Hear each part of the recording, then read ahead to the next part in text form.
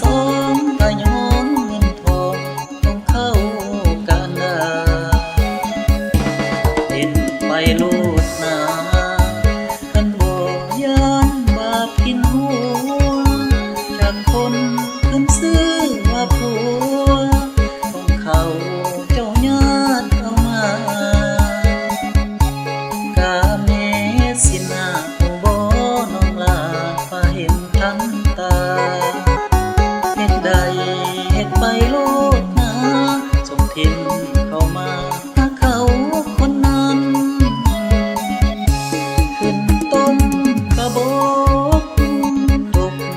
พกมากม่วงลาก่อนเด้อคนหลอกลวงบ่ต้องห่วงให้ดอกแจ่มจันทร์บาดแผลหัวใจคงหายในอีกบ่นานโอบกไม้หัวใจที่การบ่ทรมานเท่าน้องหักอก